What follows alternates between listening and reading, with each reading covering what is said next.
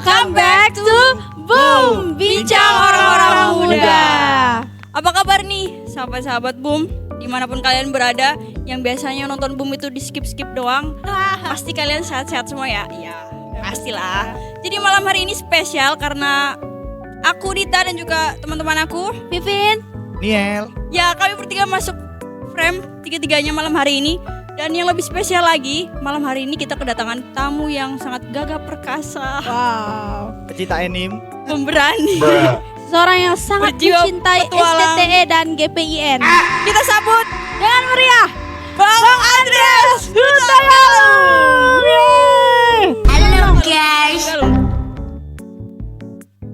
Ya, jadi teman-teman, malam hari ini silakan perkenalan. Oke, perkenalkan saya Andreas. Terima kasih. Wow, Ya, singkat, padat dan jelas guys. Tapi don't judge book by a cover. Sebenarnya abang ini ribut orangnya. saya tuh pemalu Oh, aslinya pemalu. dan jarang berbicara. Gitu. Ya, silakan. Saya Ya, mau silakan. saudara mau nanya bertanya apa pada saya? Ya, oke. Jadi teman-teman, malam hari ini kita akan membicarakan suatu topik yang cukup apa ya? Dibilangnya sakral, bukan sakral juga, tapi ya cukup Jarang menegangkan dibahas ya, jarang dibahas. Tapi sebenarnya Benar. seru Jarang kalau dibahas. dibahas. Bener banget. Jadi malam hari ini kita akan berbicara tentang topik yaitu tentang kematian, sukacita atau duka cita. Kematian. Nah ya, Oke. ngomong-ngomong nih kan ya tentang kematian. Kita semua pasti udah tahu ya kematian itu apa. Maksudnya mati itu gimana sih? Ya dimana organ-organ tubuh kita itu udah berhenti ya. Otak kita udah berhenti, semua saraf-saraf semua udah berhenti, udah stop. Jadi itu bisa disebut dengan seseorang mengalami kematian. Nah, berbicara tentang kematian, pertanyaan sama Bang Andre, kematian itu karena pilihan manusia atau Tuhan itu takdirkan gitu? Ya, sebagai seorang pakar yang kami Pakar undang, kematian. menurut abang gimana nih? Pakar kematian. Oke. Pakar kematian. Oke. Mengenai kematian ya. Jadi pertama begini. Apakah kematian itu takdir atau karena memang manusia itu sendiri yang pengen mati? Kan begitu kurang lebih ya dalam Ya, kehendak begitu. bebas. Pertama kita harus tahu dulu bahwa Alkitab katakan segala sesuatu yang terjadi di dunia ini tanpa terkecuali itu dalam kehendak dan kedaulatan Allah yang Maha Kudus. Sehingga salah satu kalimat Tuhan Yesus itu yang cukup bagus menurut saya, dia katakan begini bahwa burung pipit saja yang di atas langit tidak akan terjatuh tanpa seizin Tuhan. Begitu. Bayangkan, burung pipit loh. Burung pipit tuh yang harganya seekor seduit jatuh ke atas bumi tidak akan jatuh tanpa seizin Tuhan. Bahkan Betul. selanjutnya Tuhan katakan bahkan sehelai di rambutmu di kepalamu tidak terhitung semuanya. Artinya kalau urusan rambut dan urusan burung pipit saja dalam kedaulatan Allah, apalagi tentang kematian. Kematian kan artinya sesuatu yang bicara tentang hal yang lebih prinsip dari persoalan burung pipit dan rambut. Nah, bahkan selai di rambut kepala kita pun jatuh atas Seizin seizin Tuhan. Tuhan. Karena Allah berdaulat di atas segala sesuatu. Tapi ingat, dalam kedaulatan itu bukan berarti Allah menjadikan manusia seperti robot. Memang segala sesuatu ditetapkan Allah tanpa terkecuali. Tetapi dalam ketetapan Allah itu manusia tetap bebas dan memiliki kehendak bebas. Sehingga dalam kematiannya manusia itu dalam kehendak bebasnya memilih cara matinya. Sehingga contoh ada orang yang mati bunuh diri. Ada orang mungkin yang mati karena kecelakaan. Iya bang. Gitu. Tapi gini bang. Tadi kan abang bilang kematian itu berdasarkan kehendak Allah lah salah satunya ya. Ya, ketetapan Allah. Nah, ketetapan Allah. Terus bagaimana lah orang yang mati bunuh diri, mati konyol, pokoknya misalnya ada orang yang putus cinta nih langsung bunuh diri. Itu berdasarkan kehendak Allah atau gimana? Masa orang kayak gitu kan? Terus ada orang mati ini di luar negeri ya guys. Nanti kalian cari aja. Atau mungkin nanti editor tunjukkan. Nah ini dia. Itu orang mati karena kejepit kulkas. Itu sampai 5 tahun nggak ada yang tahu. Itu emang karena dia yang memilih sendiri ya mati atau emang itu udah ditakdirkan Tuhan? Oke, mengenai tadi ya. Intinya begini, kita tidak percaya ada yang namanya takdir. Karena kan takdir itu nanti jatuhnya kepada fatalisme. Kita nggak percaya seolah-olah ada pena takdir yang sudah Tuhan tulis sebelum segala sesuatu. Oh, jadi takdir Sehingga- itu nggak ada? Tidak ada yang namanya takdir. Absen. Tidak ada. Tapi kita percaya ada yang namanya ketetapan Tuhan dalam kedaulatannya. Sehingga ketetapan Tuhan ini berada dalam kontrol Allah, dalam pemeliharaan, dalam providensinya. Sehingga semua yang terjadi di dunia ini tidak ada satu inci pun di luar dari kemahatauan dan kedaulatan Allah yang maha tinggi itu. Sehingga ada sebuah determinisme yang kompatibel antara kehendak bebas manusia dengan kedaulatan Allah. Yang seolah-olah paradoks bahwa Allah menetapkan semua tetapi manusia tetap bebas di dalamnya. Sehingga manusia dalam kehendak bebasnya itu menentukan pilihan-pilihan hidupnya, tetapi putus nyawanya itu dari Tuhan. Saya ulangi ya, cara kematian seseorang itu karena kehendak bebas manusianya, tetapi putus nyawanya itu dalam ketetapan Tuhan. Sebagai contoh, ada orang yang bunuh diri, tapi dia nggak mati. Kenapa belum mati? Karena nyawanya ada di tangan Tuhan. Masih gini-gini. Tapi ada juga orang yang dia nggak ngapa-ngapain, sehat-sehat aja. Kayak kemarin tuh ada di video bapak-bapak lagi joget di kondangan terus mati. Itu membuktikan bahwa konyol. nyawanya dia itu ada di tangan Tuhan. Mati konyol. Tapi cara kematian itu berdasarkan kehendak bebasnya. Maka free will dan kedaulatan Allah adalah dua hal yang tidak bisa dibuang. Itu dua peristiwa yang terjadi secara paradoks. Kurang lebih seperti itu. Oke, jadi tadi Abang jelaskan bahwa segala sesuatu yang ada di dunia ini berdasarkan ketetapan dan kedaulatan Allah, termasuk kematian dan putus nyawanya seseorang itu ada di tangannya Tuhan. Dan cara seseorang mati, tetapi cara seseorang mati itu bergantung pada kehendak bebasnya itu, cara dia memilih untuk mati. Nah, dalam cara dia memilih untuk mati itu ada nggak andil Tuhan di dalamnya? Harusnya ada kan? Harusnya ada dong, karena kan Tuhan kan menetapkan segala sesuatu. Oke, ada andil Tuhan nggak gitu di dalamnya? Pada dasarnya begini, kesimpulannya begini. Manusia memiliki kehendak bebas, tapi kebebasan manusia itu tidak mutlak. Artinya manusia tidak bisa bebas sebebas-bebasnya. Seperti contoh, manusia memiliki keinginan untuk berenang di laut atau tinggal di dalam laut. Bisa nggak? Karena apa? Karena kebebasan manusia dibatasi oleh natur alamiahnya. Jadi manusia tidak bisa tiba-tiba aku pengen tinggal di matahari, nggak bisa dong. Karena kebebasan manusia itu tetap dibatasi oleh natur alamiahnya. Nah, kebebasan manusia ini terbatas dalam ketetapan Tuhan tadi. Sehingga ketetapan Allah yang Maha Kudus itu menentukan putus nafasnya. Tapi caranya itu berdasarkan kehendak bebas manusia itu sendiri. Sehingga kalau ditanya ada gak andil Tuhan? Andil Tuhan adalah di bagian putus nafas itu. Tapi Tuhan tidak bersalah atas kematian orang yang bunuh diri. Dan Tuhan tidak bersalah atas kematian orang yang kecelakaan. Karena itu cara dan dia. Peristiwa buruk lainnya. Tetapi yang jelas kematian itu ada oleh karena dosa. Kalau tidak ada dosa, tidak ada kematian. Karena Alkitab katakan ketika Adam dan Hawa makan buah pengetahuan, Alkitab katakan ketika kamu memakannya, kamu akan mati. Memang benar, mati yang dimaksud mati rohani. Tapi bukan mati rohani saja, tapi juga mati jasmani. Sehingga ketika mereka memakannya, pada waktu itu dosa melemahkan jasmani manusia. Sehingga manusia mengalami sakit penyakit, maka manusia mengalami usia yang makin lama makin uzur, yang membuat manusia akhirnya kehilangan nyawanya. Karena apa? Jasmaninya dilemahkan oleh dosa. Kurang lebih seperti itu. Oke, berarti jadi cara seseorang itu mati itu berdasarkan dari free will-nya ya, Bang. Dan putus atau tidak nyawanya seseorang itu juga itu adalah ketetapan Tuhan. Nah, masih berbicara dengan kematian ini. Kita sering kan dengar orang-orang bilang, aku takut mati. Ya, Kenapa sih Bang orang-orang itu takut mati ya? Nah, kenapa orang takut mati? Karena balik lagi, mati itu akibat dosa. Mati itu karena dosa. Sehingga ketika seseorang itu takut mati, itu adalah satu gambaran bahwa manusia itu diintimidasi oleh konsekuensi dari dosa itu tadi. Ya maut ya. Sehingga hanya orang percaya yang pada akhirnya dibebaskan dari ketakutan itu. Sehingga orang percaya kan di dalam surat Korintus Paulus katakan, hai maut di mana sengatmu, hai maut, di mana kemenanganmu? Dengan demikian orang yang sudah dilahirkan kembali tidak memiliki rasa takut akan kematian itu lagi.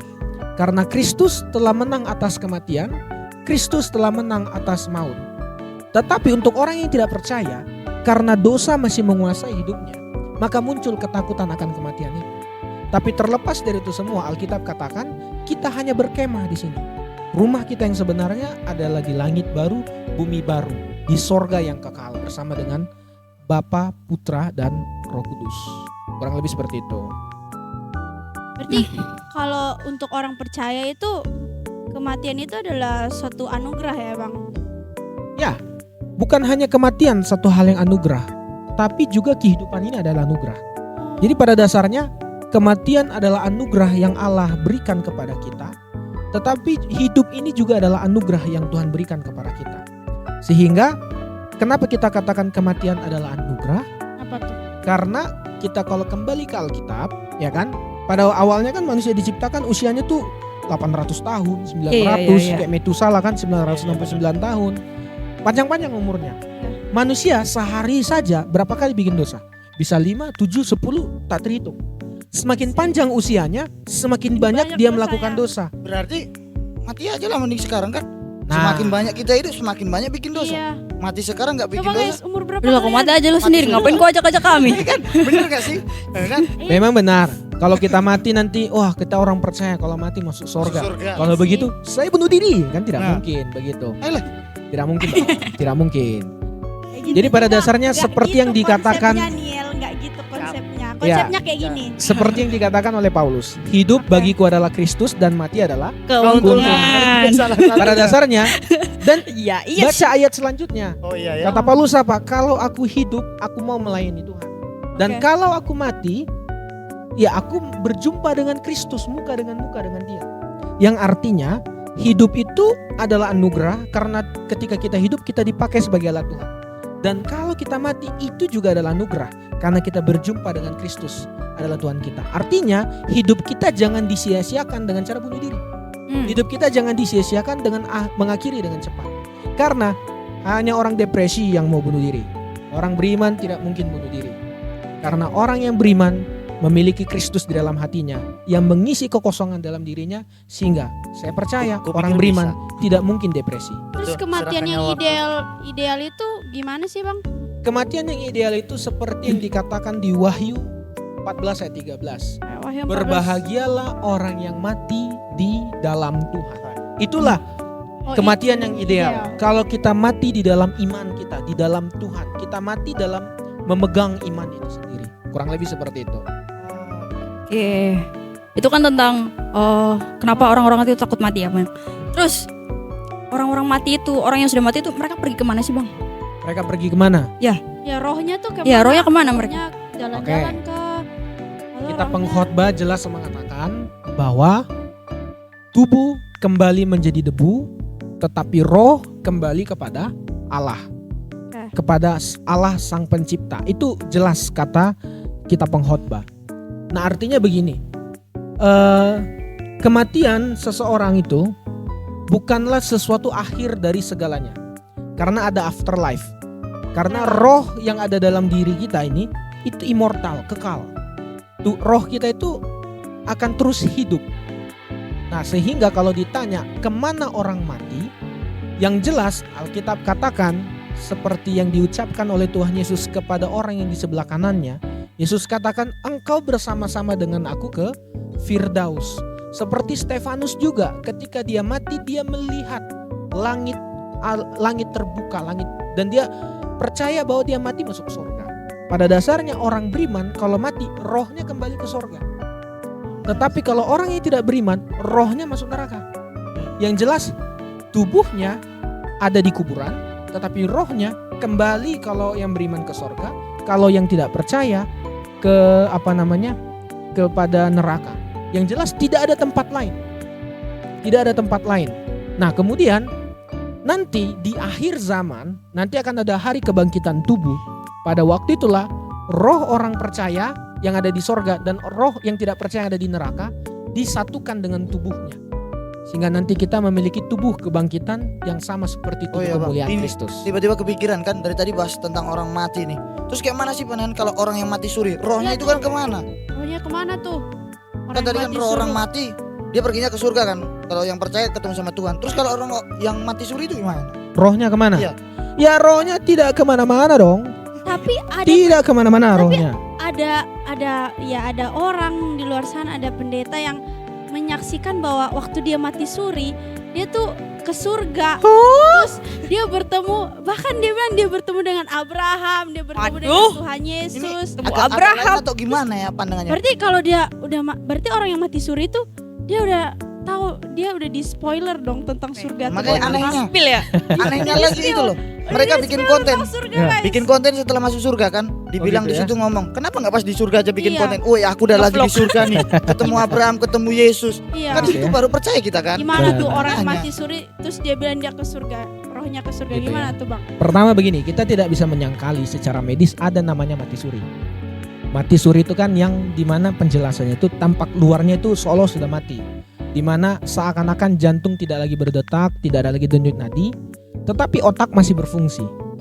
Sehingga sebenarnya seseorang itu dapat dikatakan mati bukan ketika jantung tidak berdetak, bukan ketika tidak ada lagi denyut nadi, bukan ketika itu, tapi ketika otak itu tidak berfungsi.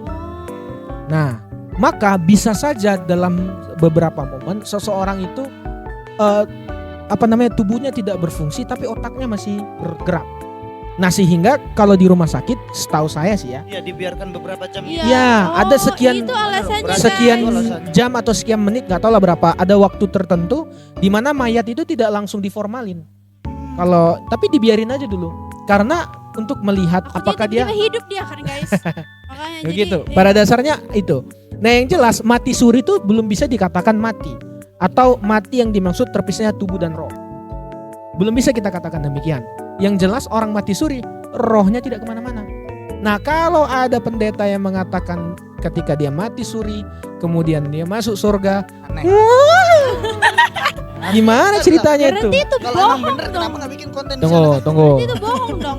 Kita nggak boleh bilang bohong, terlalu frontal. Nggak boleh. Oh, Siapa jujur. tahu Ya, dia, aku kan orangnya apa adanya. siapa guys. tahu dia slip of tongue, keselio lidah. Sorry. Nggak Siapa jujur. tahu. Tidak Atau- jujur. Jujur ya sama aja. Atau bohong. bisa jadi dia bukan bohong, hanya mungkin tidak mengungkapkan kebenaran. Berarti Oke. Bang, orang-orang yang mati suri terus dia menyaksikan bahwa dia bertemu dengan Tuhan dan berarti itu Tapi gini, palsu dong, valid.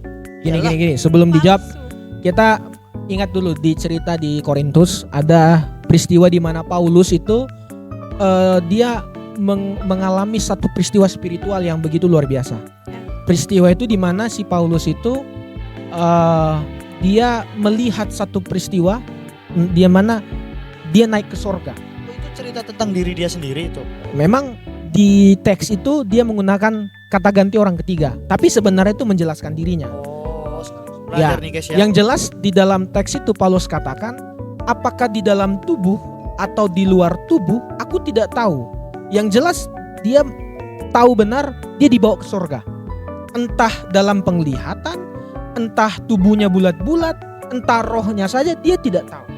Bayangkan, sekali berpaulus saja yang mengalami satu pengalaman spiritual naik ke surga. Yang ketemu sama Dia Tuhan Yesus bilang, aja. Saya tidak tahu apakah itu di dalam tubuh atau di luar tubuh. Bahkan Paulus tidak bisa menjelaskan deskripsi secara full bagaimana bentuk surga itu. Lalu kemudian ada pendeta atau hamba Tuhan Baru yang 2 cuma tahun. sekolah 2 tahun, yang hanya sekolah 5 tahun, Tiba-tiba bilang seperti tiba-tiba itu. saya masuk surga, Mati suri. saya masuk neraka. Tidak mungkin. Karena Paulus saja tidak bisa mengatakan begitu. Anda mengigau. Tidak mungkin. Berarti itu kesaksian palsu dong, valid. Pada dasarnya begini, kita bisa katakan itu benar atau tidak standarnya Alkitab. Alkitab yang kita baca mengatakan Paulus yang sudah mengalami peristiwa yang demikian, aku tidak tahu apakah itu di dalam tubuh atau di luar tubuh. Oke.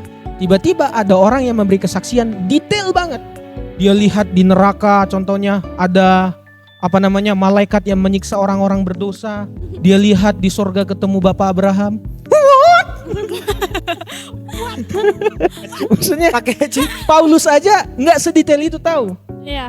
Nah, makanya Paulus bilang entah di dalam tubuh, entah di luar tubuh, aku tidak tahu. Sekali Paulus saja bilang kayak gitu. Siapakah kita? Masih kebayang sama aku kayak Gitu loh maksudnya. Paulus loh ini yang jumpa dengan Tuhan Yesus.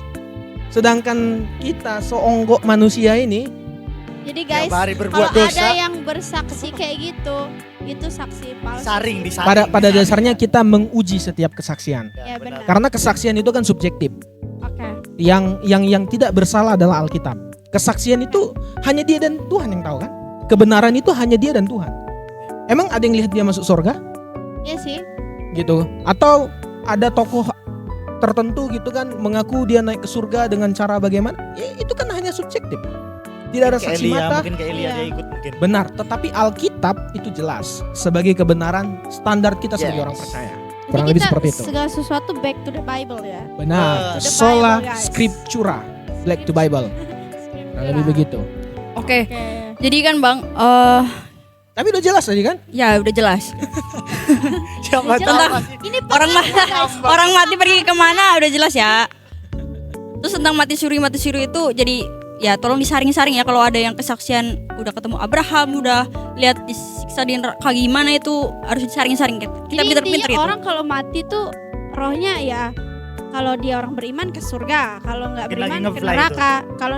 Kalau mati suri ya di situ aja dia nggak kemana-mana. Nggak kemana-mana dia.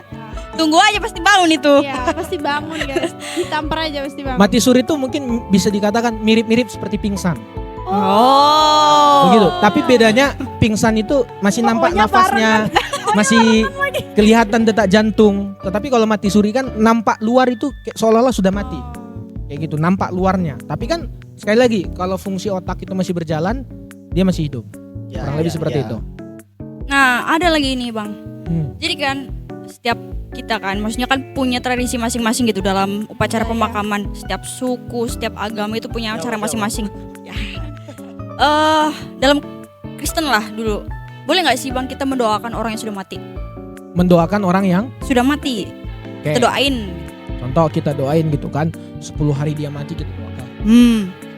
30 hari dia mati kita doakan. Ya. Terus kita doakan. Nah, pertama begini, apa tujuan kita mendoakan orang mati? Apa tuh tujuannya bang? Kalau kita, ya itu makanya saya bertanya, kenapa ditanya balik? Kalau Sama-sama seandainya bingung. Sama-sama bingung. ada memang kelompok tertentu dalam tubuh kekristenan, tapi ini minoritas ya, enggak. Ini hanya kelompok kecil dalam kekristenan. Ya. Tapi Mereka sama. itu melakukan praktik mendoakan orang mati karena mereka percaya orang mati itu masih bisa diselamatkan. Ada pandangan yang demikian. Tetapi apakah kita katakan itu benar atau tidak? Ya jelas tidak dong. Tidak. Ke dalam Alkitab. Tidak dong. Oke, back to the Bible. Kalau sesuatunya dari Setiap kali Alkitab. Bang Andre kayak gitu kaget saya. Alkitab. Kayak begini. Aku bilang kan guys, don't judge a book by the cover ini. Inilah nyatanya. Seperti inilah. Kayak begini. Back to the Alkitab, Bible. kita ingat cerita yang diumpamakan oleh Tuhan Yesus tentang Lazarus si miskin Oke. Oh. sama orang kaya. Oh iya iya. Ya, Ya kan tahu perumpamaan itu ceritanya ya. ya. Disuruh nyelupkan Di jari. sana Tuhan menjelaskan Oh, iya. ada sebuah keadaan di mana orang miskin itu masuk surga, si Lazarus yang miskin masuk surga, kemudian si kaya ini masuk neraka kan begitu. Ya. Kemudian si kaya ini bilang, boleh nggak aku kembali sebentar saja ke bumi untuk menyampaikan betapa pedihnya, sakitnya di neraka ini sama keluarganya yang masih hidup gitu kan. Lalu Abraham bilang sama dia, ya apa namanya orang sudah ada kitab-kitab nabi, sudah perintah-perintah nabi, bla bla bla semacamnya. Intinya di sana kita melihat bahwa rohnya orang si orang kaya ini yang mau jumpa kepada keluarganya itu sudah tidak ada lagi akses. Artinya tidak ada lagi akses antara orang yang hidup sama yang mati. Karena apa? Jadi nggak ada hubungan orang yang udah mati sama orang yang hidup ini. Ya. Tidak ada lagi. Mm-mm. Kenapa? Karena sudah putus hubungan. Sebab Putus hubungan. orang yang mati rohnya sudah kembali kepada Sang Pencipta. Dia sudah berada, mungkin kalau pakai bahasa yang ini ya, bahasa yang Udah umum, putus hubungan. dimensinya sudah berbeda. Oh, udah beda Dimensinya dimensi sudah ya. berbeda. Ya walaupun bahasa itu saya kurang terlalu suka ya, tapi oke lah. Kita katakan dunianya sudah berbeda. Mereka sudah berada di alam baka, kita sudah masih di alam nyata. Iya. Kira begitu. Atau alam fana, apapun bahasanya. Intinya kita sudah tidak berada di dunia yang sama lagi. Nah, yang jelas orang mati itu tidak perlu kita doakan karena dia sudah berada di tempat yang seharusnya, yakni di tempat yang sudah ditentukan oleh Allah, apakah dia di surga ataupun di neraka. Yang jelas itu bukan urusan kita lagi karena dia sudah kembali kepada Sang Pencipta. Itu yang pertama. Lalu yang kedua, kalau kita mendoakan orang mati untuk keselamatannya, ya untuk apa? Untuk apa? Untuk apa? Keselamatan itu diberitakan, disampaikan untuk orang hidup. Karena Yesus katakan, pergi jadikanlah semua bangsa muridku, baptislah mereka. Ya. Yang dibaptis itu untuk orang hidup, Bukan orang mati. bukan orang mati. Tapi Baptis aneh, orang aneh, mati. Kan Aneh tidak ada banget Yesus kalau katakan, dibaptis orang mati. pergi ke semua kuburan. Baptislah para mayat. Tidak ada Yesus katakan demikian. Yang artinya orang mati itu sudah berada di tempat yang seharusnya, yang sudah ditentukan oleh Tuhan. Aku mau nyinggung tentang yang tadi abang bilang, gak ada hubungan antara orang mati sama orang yang udah hidup. Nah, ini pengalaman di keluargaku. Jadi ada sepupuku itu dia kerasukan. Oke. Dan katanya tuh dia kerasukan opaku yang udah meninggal. Kan katanya, dan ini benar nyata. Terus dia ngomong-ngomong Oke. apa. Habis-habis Jadi- make ya mungkin. Iya, dia ngomong-ngomong. Habis make. Jadi dia bilang, dia bilang, kamu siapa? Aku opa, kayak gitu katanya. Aku opa. Iya, jadi apa namanya? Tadi katanya nggak ada hubungan orang Oke.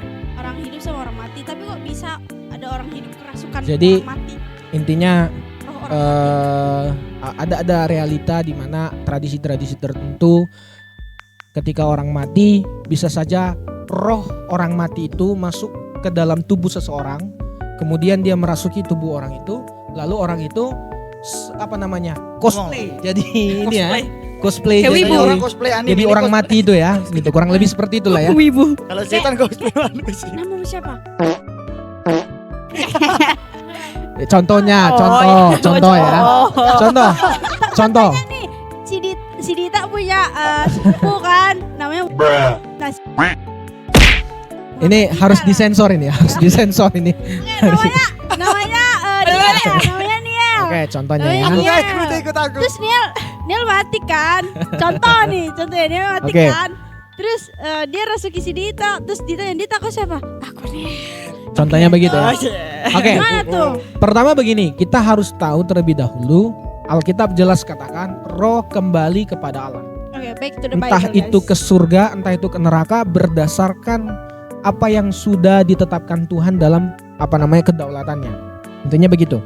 Nah, kemudian yang kedua, kalau kita ingat sebuah cerita pada waktu Saul rohnya Roh Allah itu meninggalkan Saul. Kemudian ketika Saul roh Allah yang ada dalam diri Saul itu ditinggalkan. Kemudian pada waktu juga Samuel mati, lalu Tuhan tidak berbicara kepada Saul, dan di momen itu Saul juga harus berperang dan dalam keadaan linglung, dalam keadaan terdesak. Saul ini apa istilahnya itu ya? Dia membutuhkan suara Tuhan. Tapi masalahnya nabi-nabi tidak berbicara. Kemudian Tuhan tidak berbicara. Akhirnya karena dia membutuhkan sebuah solusi, dia datang ke dukun atau ke ahli tenung istilahnya kan. Dia datang, kemudian dia minta si ahli tenung ini membangkitkan roh Samuel. Kemudian roh Samuel itu berbicara kepada Saul, dan ketika itu Saul percaya itu suara Tuhan melalui rohnya Samuel. Pertama kita harus tahu dulu, mungkinkah dukun membangkitkan roh orang percaya? Bisakah Ki Joko Bodo membangkitkan roh Paulus? Tidak mungkin. Tidak mungkin dukun memanggil roh orang benar, tidak mungkin. Lagi nih Samuel, coba lah yang dipanggil. Ini Samuel yang dipanggil. Masa Ki Joko Mencurigakan. Bodo dia panggil rohnya Paulus? Tidak mungkin. Nah, Iya ya. makanya di ayat itu kalau kita perhatikan dengan baik, si Samuel yang dipanggil itu menutupi wajahnya dengan sehelai kain. Cosplay Artinya dia sedang menyamarkan dirinya. Lalu siapa itu? Yang jelas itu adalah Satan. Girojim. Itu setan. Bukan roh Samuel, tetapi setan yang menyamar sebagai Samuel. Nah, makanya Alkitab katakan bahwa setan atau iblis adalah bapa dari segala pendusta. Dia pintar sekali berdusta, pintar berbohong. Artinya kalau ada orang kerasukan terus mengaku-ngaku sebagai orang yang barusan mati atau orang yang sudah Kayak mati, tadi aku contohin. dia adalah setan versi wibu. Karena Cosplay. dia sedang cosplay jadi orang yang baru mati. Wibu garis keras. Jadi setan itu sedang cosplay menjadi orang yang mati. Tapi Jadi lu trigger sebenarnya tidak demikian, karena balik lagi dia bukan karena itu bukan roh yang mati tadi. Kurang lebih seperti itu. Tapi ada adat ini loh, di tempatku yang dibilang ada orang meninggal nih misalnya hari ini ya. Dibilang hari ini masih di dalam rumah. Terus 1 minggu masih di atap. 1 minggu lagi udah di atas pohon. Seribu harinya baru udah naik ke surga. Apa itu? Aku masih Ya. masih kubantah itu. Jadi seolah-olah rohnya itu Proses. berproses sampai ke langit tertinggi gitu ya. Berproses. Itu musyrik. Musyrik. Guys. Musyrik. Tidak ada di Alkitab. Oke. Yang jelas roh orang mati kembali ke surga. Kalau orang yang tidak percaya masuk ke neraka rohnya. Yakin itu yang Kurang lebih orang-orang seperti satu itu. kampungku ya. Jadi begitu ya teman-teman. Apakah kita boleh mendoakan orang yang sudah mati? Jadi tidak ya. Karena yang sudah mati itu pasti sudah berada di tempatnya sesuai dengan ketetapan Tapi Allah. ini Bang, ada lagi nih yang ku ingat barusan nih. Yang tentang orang yang kemarin yang baru viral kemarin loh, yang Oh, pendeta yang baru itu. viral kemarin tuh, Yang Bang. nggak mau dia makamkan orang karena dia masukkan tas itu. Oh. yang seperti itu. Oh, oke. Oh yang sampai dicuri itu tuh Iya. pendetanya. Iya. Ya itu gimana ini Bang? Oh, jadi Boleh nggak? Oke, ada sebuah tradisi tertentu atau mungkin ada sebuah praktik lah, kita jangan bilang tradisi atau praktik di mana keluarga yang ditinggalkan memasukkan sesuatu ke dalam peti. Begitu ya. Mm-mm. Sekarang begini, kita harus memahami bahwa kekristenan itu bukan agama syariat. Ini haram, ini halal, ini haram, ini halal, tidak demikian. Kekristenan tidak agama syariat. Karena kekristenan itu adalah sebuah pengajaran Kristus yang berlandaskan Alkitab, yang intinya apakah ini memuliakan Tuhan atau tidak. Hanya ada 2 tindakan di dunia ini. Satu tindakan untuk memuliakan Tuhan, satu tindakan dosa. Maka semua hal yang tidak dilakukan untuk kemuliaan Tuhan adalah tindakan dosa. Artinya kita kembali ke peristiwa tadi, apakah memasukkan barang ke dalam peti adalah tindakan yang memuliakan Tuhan? Tergantung barangnya. Tapi Kalau- nggak ada barangnya itu kayaknya yang buat Iya, terlepas dari barangnya itu apa, tapi kita pertanyakan apakah itu memuliakan Tuhan. Kalau itu memuliakan Tuhan, ya sudah lakukan. Tapi pertanyaannya, mungkinkah memasukkan barang itu memuliakan Tuhan? Mungkinkah? Mungkinkah? Mungkinkah? masukkan Memuliakan. rokok, Cukup ya. rokok Cukup, pula cukup. yang dimasukkan atau mau bagi-bagi di sana. Pada dasarnya begini, kalau yang dipahami oleh orang memasukin barang itu, di mana barang itu juga dibawa dalam kematian, contohnya dia masukkan uang supaya nanti orang yang mati itu Dapat punya duit di akhirat. VIP di sana. Iya, Dia yang bisa beli ini, jelas guys, itu beli salah. Kenapa? iPhone. Karena benda mati itu tidak memiliki roh. Jadi benda mati tidak mungkin masuk ke dalam dunia roh, bahasanya begitulah. Karena ya benda mati itu tidak, ya benda mati tidak memiliki roh, tidak memiliki jiwa. Bagaimana mungkin dia bisa masuk ke alam baka? Ini mustahil. Dimakan rayap. Terus contoh lagi, kalaupun benda itu contoh pakaian kah, uang kah, atau rokok atau apa kan itu, Perhiasan. mungkinkah itu dipergunakan di surga? Bagi-bagi. Contohlah, kita mengimani bahwa saudara yang meninggal ini masuk surga. Lalu supaya dia tidak asam mulutnya, kita kasih rokok. Contoh Di gitu sana kan. dapat nasi padang terus makan. Contoh. Nggak ada rokok kan. Dengan harapan di surga dia marisap ngerokok gitu kan.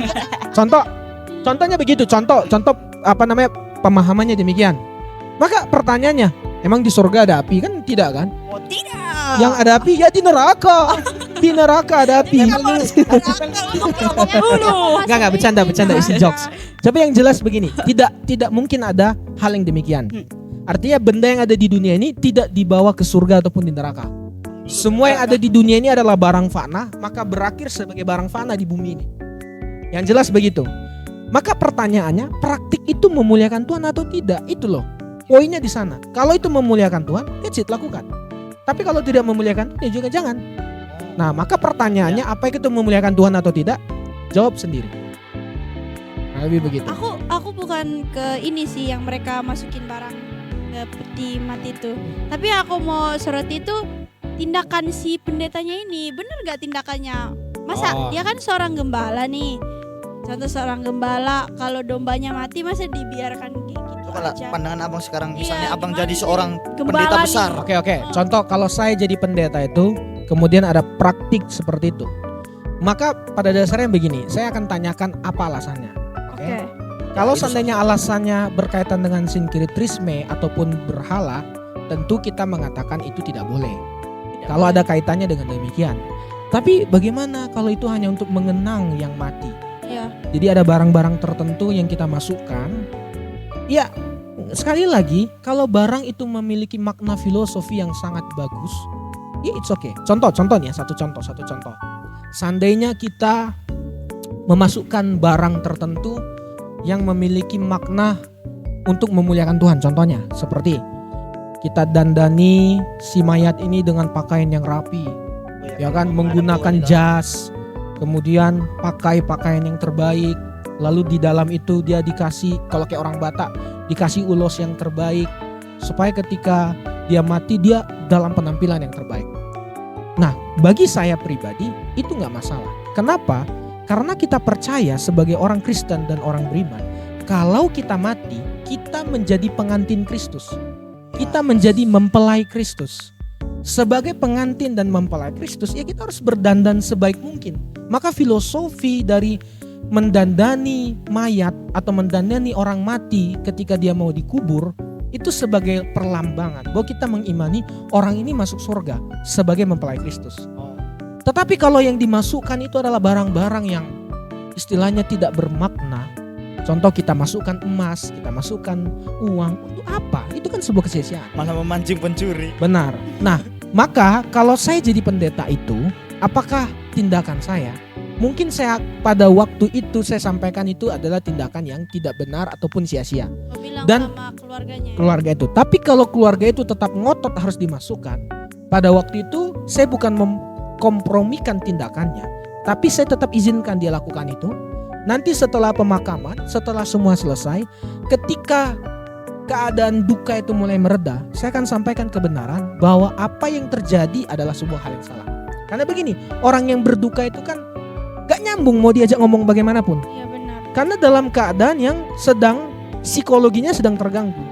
Nah sehingga menurut saya sebagai seorang gembala, kalau saya di posisi itu, ya saya izinkan pada waktu itu dimasukkan ke dalam peti dan lain sebagainya. Tapi bukan saya membenarkan tindakan itu. Izin itu dibikin nampaknya seperti fleksibel karena tadi si keluarga itu dalam keadaan yang tidak baik, dalam keadaan berduka. Nah, yang jelas begini. Sebagai seorang pendeta, saya harus menguburkan jemaat saya. Sebagai seorang pendeta, saya harus membawa dia sampai ke liang kubur. Itu tugas seorang pendeta. Yang jelas begitu.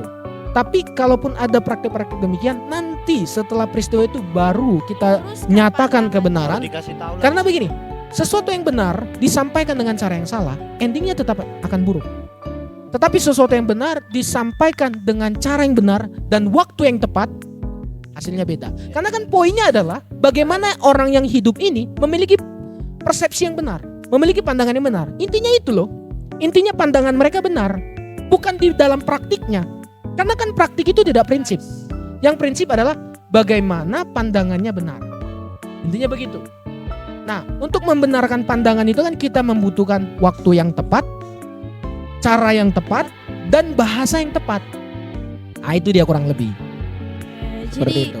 apa sebagai seorang hamba Tuhan tuh apa ya? Ya tugas kita itu ya menguburkan jemaat kita itu memberikan dan yang baik gitu lah. meluruskan pandangan dia kayak gitu. Oh, oke deh.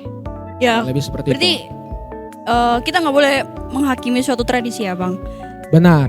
Tapi semua kembali kepada pertanyaan, apakah itu memuliakan nama Tuhan atau mendukakan hati Tuhan Itu gitu. guys, Benar garis sekali. bawahi. Apakah itu memuliakan Tuhan atau tidak? Nah, kembali ke tema ya bang. Jadi gimana sih kita supaya kita bisa memaknai sebuah kematian, apakah dengan sukacita atau dengan duka cita? Wow. Oke. Intinya kita balik ke tema awal ya. Apakah kematian itu adalah sesuatu yang harus disikapi dengan sukacita atau duka cita? Oke. Saya jadi teringat dengan sebuah cerita tentang seorang tokoh besar lah di gereja Metodis, namanya John Wesley. John Wesley pada waktu itu dalam satu peristiwa dia berada di atas kapal dalam keadaan terombang-ambing di atas kapal itu. Nah, di kapal yang terombang-ambing itu ada terjadi badai, gelombang yang besar yang membuat John Wesley itu sangat takut. Saking takutnya rasanya dia mau mati si John Wesley ini. Tetapi di sisi lain ada orang-orang Moravian yang pada waktu itu mereka menyanyikan kidung-kidung pujian, mereka bersuka cita dan mereka tidak merasakan ketakutan sedikit pun. Dan setelah badai selesai, ketika semua keadaan tenang, John Wesley menghampiri orang-orang Moravian itu dan dia bertanya, kenapa kalian gak takut? Lalu jawaban orang-orang Moravian ini berkata begini, kalau kami mati, kami berjumpa dengan Kristus yang pencipta kami muka dengan muka. Dan itu adalah kebahagiaan yang luar biasa bagi kami. Cita. Artinya, sebagai orang percaya, kita melihat kematian itu adalah sebagai sesuatu yang dinanti. Karena Pemati. kita melihat kematian itu sebagai anugerah karena kita akhirnya berada di tempat yang benar, yakni bersama dengan Kristus. Bersama dengan Kristus dan tinggal dengan Kristus. Dan yang jelas dunia yang fana ini, dunia yang penuh dengan dosa, dunia yang penuh dengan sakit penyakit, dunia dengan penuh penderitaan, dunia yang penuh dengan ratap tangis ini kita tinggali. Dan kita akan masuk ke surga. Tempat di mana tidak ada ratap tangis, tidak ada kesedihan. Semuanya adalah sukacita dan damai sejahtera karena kita tinggal bersama-sama dengan Kristus. Sehingga kalau kita mati, itu adalah satu kebanggaan yang harus kita alami. Maka Wahyu 14 ayat 13 mengatakan, berbahagialah orang yang mati di dalam Tuhan. Kurang lebih seperti itu. Berarti harus seneng kau orang-orang yang mau mati. Bukan gitu juga. Artinya- bukan gitu konsepnya. Artinya begini, Del. sederhananya begini. Konsepnya. Kalau kita memiliki kerabat yang beriman, Oke. kemudian dia mati, kita harus menyikapinya dengan sukacita. Yes. Bahwa dia kembali kepada Allah. Tapi kalau seandainya kerabat yang meninggal itu adalah orang yang tidak beriman, kita patut bersedih karena satu saudara kita tidak ikut bersama-sama Tapi dengan kita di berarti sorga. kalau Kurang orang lebih seperti mati gak apa-apa dong kalau kita berduka cita. Ya it's okay. Duka cita itu hal yang manusiawi. Menangis itu adalah hal yang manusiawi. Tapi ingat, ketika kita kehilangan orang kita sayang dalam kematian, yang kita tangisi itu bukan kematiannya. Oh. Karena kan dia mati masuk surga. Ngapain kita tangisi kebahagiaannya? Yes. Tapi yang kita tangisi adalah momen, kenangan, Oh. kemudian Oke. cerita-cerita semasa hidupnya. Contoh kita punya ayah atau ibu, kita kan punya banyak kenangan memori indah Kenangan bersama kita. ayah dan orang tua kita. Kalau mereka pergi, ya kita pasti berduka cita tentunya. Dan duka cita itu adalah satu bentuk kita kehilangan momen itu, momen bersama dengan mereka karena mereka sudah meninggal kan. Tetapi kalau seandainya kita menangisi kematiannya, ya untuk apa? Bukankah orang beriman mati dalam keadaan berbahagia karena dia berjumpa dengan Kristus muka dengan muka? Kita tidak perlu tangisi kematiannya. Yang kita tangisi bisa saja kenangan itu yang kita tangisi. Kurang lebih seperti itu. Oke, jadi seperti itu ya teman-teman untuk topik kita malam hari ini mengenai tema kita tadi, kematian, sukacita atau duka cita. Jadi sukacita karena yang kita imani bahwa mereka yang telah mati itu bertemu dengan Allah gitu, berhadapan muka. Jadi itu sesuatu hal yang harus kita syukuri dan kita sukacita gitu dalam menanggapi sebuah musibah kematian itu.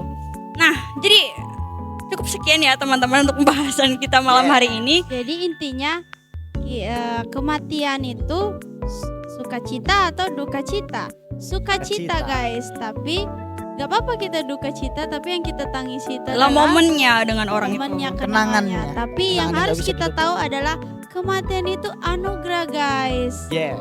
Jadi kita harus menyikapinya dengan penuh sukacita. Cita. Kurang lebih begitulah kok teman-teman.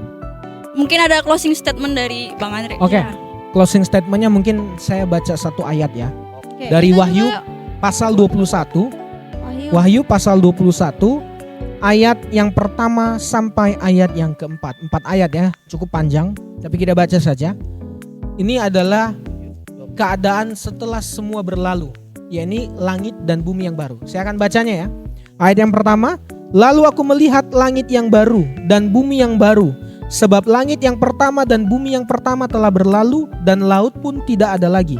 Dan aku melihat kota yang kudus, Yerusalem yang baru, turun dari sorga dari Allah, yang berhias bagaikan pengantin perempuan yang berdandan dan untuk suaminya.